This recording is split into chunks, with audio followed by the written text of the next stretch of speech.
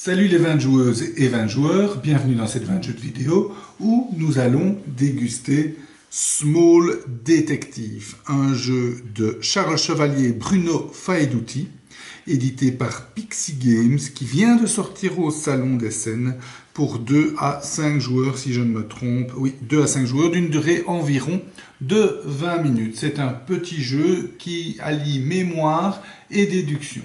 Comment ça se déroule?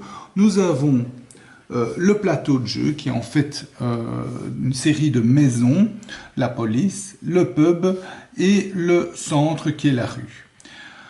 Il y a 4 coupables, c'est une sorte de Cluedo, il y a 4 coupables possibles avec 4 armes du crime possibles.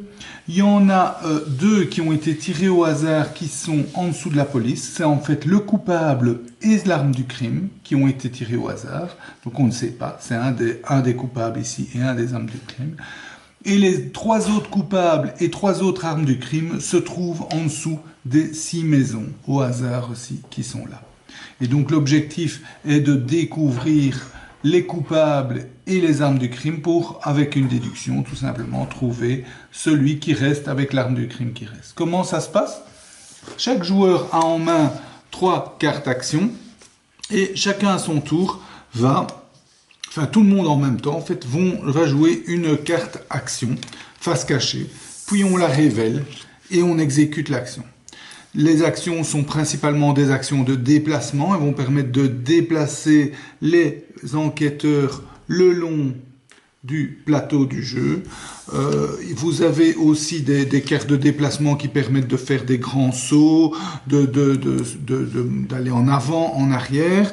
Mais vous avez aussi des cartes qui permettent de jouer sur le plateau. Je ne sais pas, oui, par exemple ici, une carte qui permet d'intervertir 2 maisons. Donc, ce qui va bien perturber la mémoire des joueurs, puisque non seulement à la fin d'un tour, on va pouvoir regarder si on est seul. Donc ça, c'est un élément important, parce que si on est 2, et ça on ne savait pas tellement maîtriser, si on joue 2 fois, tous les 2, rouge et mauve ici, une carte action qui amène l'enquêteur sur la même tuile, eh bien, tant pis pour rouge et pour mauve, puisqu'ils vont pas pouvoir regarder ce qui est en dessous. Mais si on est tout seul, on va pouvoir regarder ce qui est en dessous. Et ça, par exemple, ici, on sait que le poison, eh bien, n'est certainement pas l'arme du crime.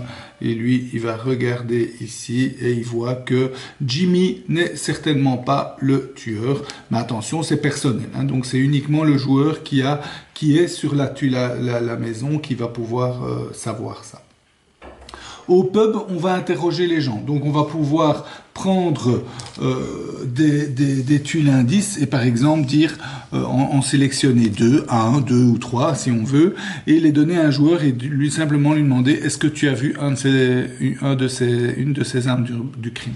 Donc ça permet aussi de tirer des conclusions et d'aller un peu plus vite. Voilà, donc en gros, vous devez retenir à chaque fois, vous devez avoir un peu de chance pour ne pas arriver à la même maison qu'un autre joueur. Bien retenir quels sont les personnages que vous avez vus et quelles sont les armes du crime que vous avez vues. Et bien retenir où vous les avez vus. Parce qu'évidemment, comme on tourne autour de cette rue, eh bien, ça sert à rien de revenir à un endroit que vous avez déjà vu. Donc, bien retenir où vous les avez vus. Évidemment, quand il y a des petits malins qui font des échanges et il va falloir un petit peu adapter ce que vous aviez mémorisé, ce qui n'est pas toujours évident.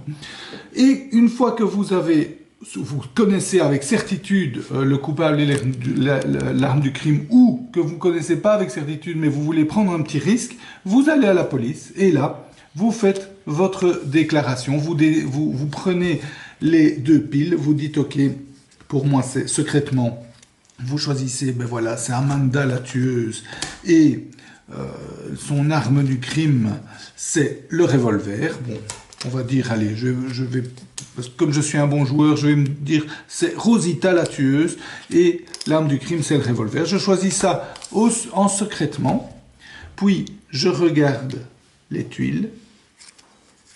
C'était le cas. Donc, comme c'était le cas, je montre tout et je dis, j'ai gagné puisque je suis le premier à avoir découvert. Si c'était pas le cas, eh bien, je suis éliminé de la partie et les 2 autres joueurs continuent la partie sans moi